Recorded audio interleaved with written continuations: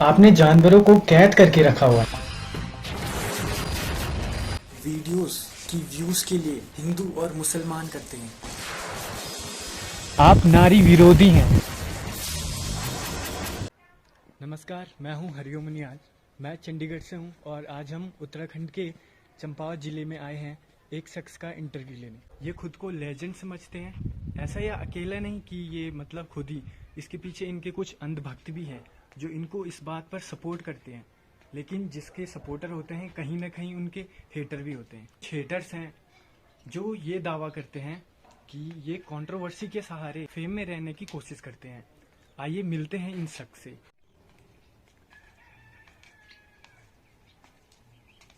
स्वागत है आपका हमारे घर में। चलिए अंदर चलते हैं, थोड़ा धूप हो रही है यहाँ पे। चलिए शुरू करते हैं पहले सवाल के साथ।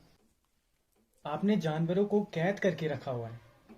आप जहां जाते हैं साथ में बिल्लियां लेके जाते हैं, क्योंकि रिसेंटली की वीडियो में देखा हमने आपके, आप अपनी बिल्लियों को अपने साथ लेके गए थे। आप हल्द्वानी गए थे और वहां अपनी बिल्लियों को साथ लेके गए थे। ऐसा क्यों? या जो आपके ये हेटर्स हैं वो भी यही जानना चाहते हैं। तो देखिए, मैं हेटर्स के लिए क्या कहूँ। हेटर्स तो कुछ भी बात बनाएंगे, क्योंकि अब ये जानवर हैं, ये तो प्रकृति का रूप है और मैं नहीं चाहता कि किसी को कैद करें।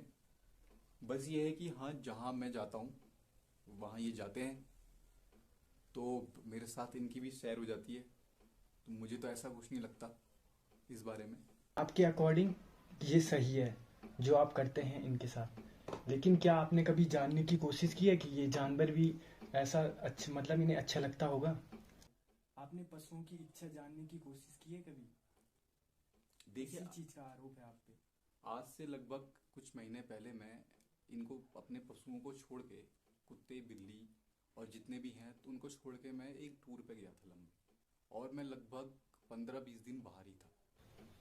तो जब मैं वापस आया, इनकी स्थिति तब उतनी अच्छी नहीं थी। किसी की चोट लगी थी, किसी का नाखून टूटा था, किसी के आंख में चोट लगी थी और ये बहुत सुस्त भी हो रहे थे। लेकिन फिर ये अपने आप आए और जैसे ये इनको देख के लगा कि मेरे लिए ये रुके थे, और उसके बाद फिर अब इनकी स्थिति बहुत बेहतर हो गई है। तो मुझे कहीं ना कहीं लगता है कि जानवर और मनुष्य तो ये साथ में रहने के लिए बने हैं। हाँ, कभी कभी हमें समझौता करना पड़ता है परिस्थिति से। जैसे आज जोशीमठ में जो स्थिति है, तो वहाँ पे लोग जानवरों को छोड़ते नहीं हैं।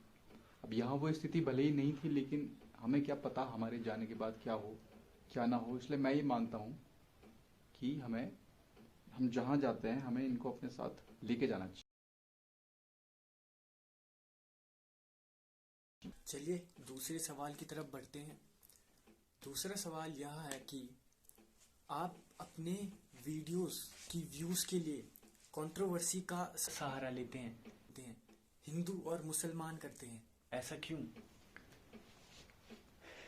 देखिए, देश में अगर कोई घटना होती है तो देश का एक नागरिक होने के कारण हमें उस पर अपने विचार रखने पड़ते हैं और लोगों को बताना पड़ता है कि कहाँ क्या चल रहा है, कौन किस विषय पर कैसी गतिविधि कर रहा है। अब कोई दूसरा अगर इसको किसी दूसरे चश्मे से देखता है तो उसमें मैं क्या कर सकता हूँ? ये तो नहीं, तो बात यहाँ है ना, आप हिंदू और मुसलमान करके कहते हैं।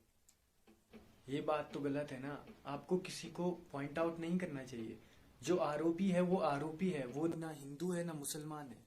देखिए, मेरे को लगता है कि ये मीडिया वाले इस तरह से दिखाते हैं इसको, क्योंकि अगर ऐसा होता तो जो देश की जनता और जहां भी मैं जाता हूं उस क्षेत्र की जनता हमें समर्थन नहीं करती।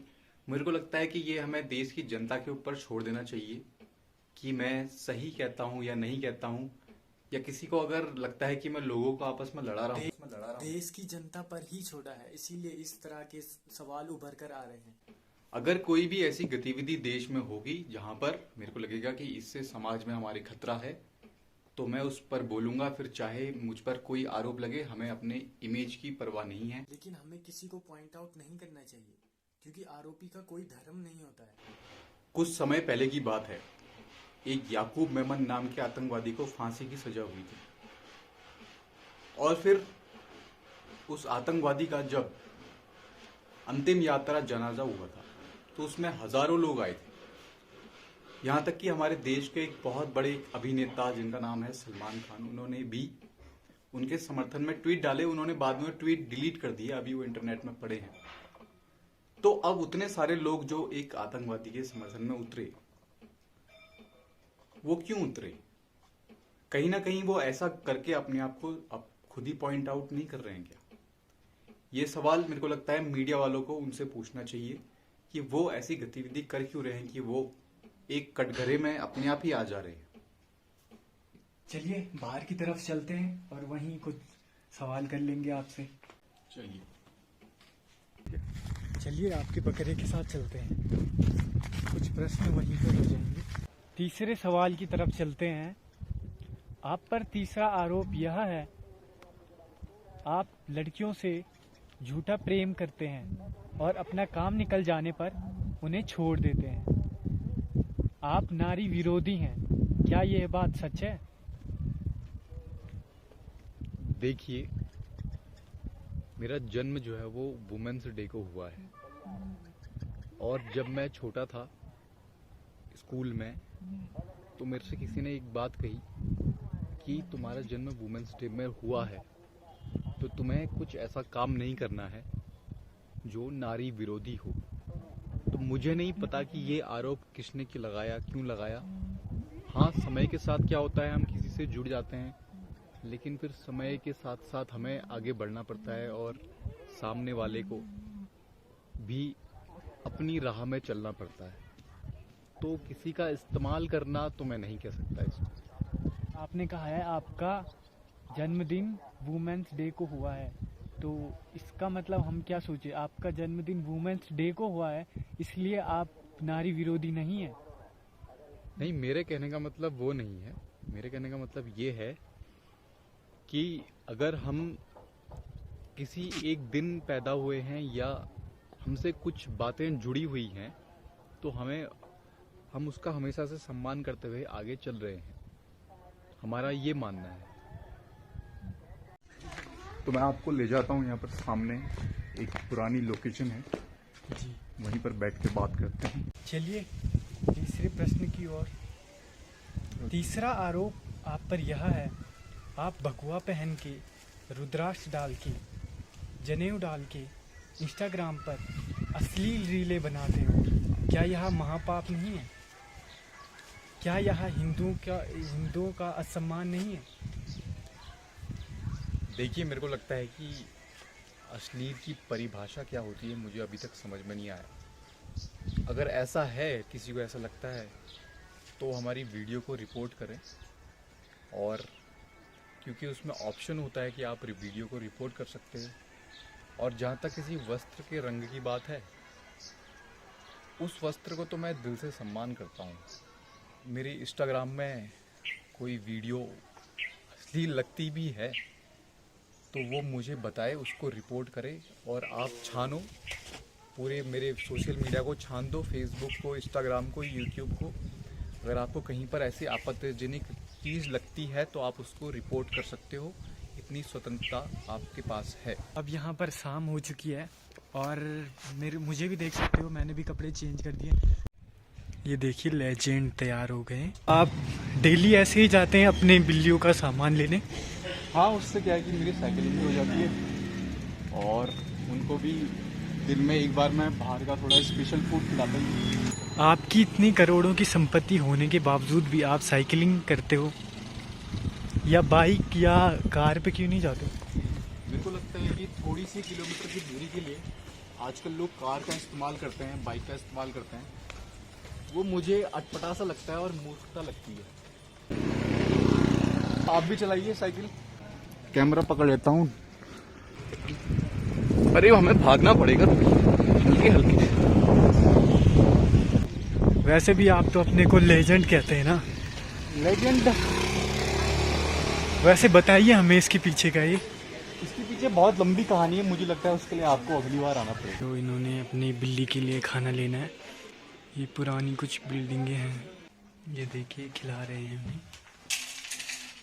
तो अभी हमारे घर में काम भी चल रहा है और भैया शुरू से मेहनत कर रहे हैं, इनको हम गजक खिलाते हैं भैया। आपका क्या नाम हुआ? इरशाद आलम। हाँ, इरशाद आलम नाम है इनका।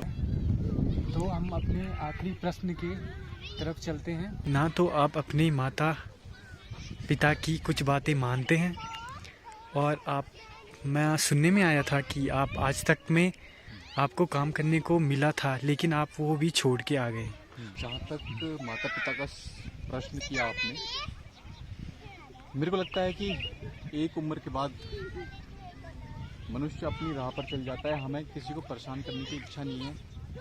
कहने का मतलब ये है कि कभी कभी छोटी छोटी शैतानी तो होती है, और माता पिता अगर वो शैतानी नहीं सहेंगे तो कौन सहेगा। बचपना तो है ही अभी हमारे अंदर, बचपना जाता नहीं है, उसके लिए हम आप अगर छोटे हो तो ये बच्चे कौन है? ये बच्चे कौन है? हो सकता है कि ये आपसे बड़े हों। ये कहीं कहीं पर काम पे ऐसा होता है कि कोई आपको कुछ कराना चाहता है आपसे, और कुछ आपसे कोई कुछ कराना चाहता है, लेकिन आपको वो नहीं करना है, भले ही आपको कितने रुपए मिल रहे हो। तो कभी न कभी वो काम छोड़ना पड़ता है अपनी विचारधारा की वजह से, जिससे कि कहते हैं आपकी विचारधारा ना बिगड़े। ठीक है, जाते जाते एक महत्वपूर्ण बात, सुना है आपको WWE देखना पसंद है इस उम्र में भी। हाँ, वो क्या है कि कुछ ना कुछ मेरे को लगता है कि एक आपका फेवरेट टीवी प्रोग्राम भी होना चाहिए। तो मैं उससे बचपन से ही WWE से बचपन से ही जुड़ा हूँ, और मेरे को अभी भी बढ़िया लगता है वो देखना। क्यों, आपको विश्वास नहीं होता है? नहीं, कुछ करके दिखाएंगे हमें। आइए, आपको मैं कुछ करके दिखाता हूँ। चलिए फिर आइए, अगर आपकी यही इच्छा है। आप जेब से हाथ निकालिए, हाथ निकालिए और थोड़ा झुको, नीचे को झुको, झुको। ओके अमरीक। Hello guys. हाँ हाँ, बाय, गुड नाइट। हम जा रहे हैं। सब्सक्राइब कर देना, लाइक भी कर देना। लाइक भी कर देना और कमेंट जरूर करना। कमेंट। अब हम टाइम मशीन में जाके हम बच्चे हो गए।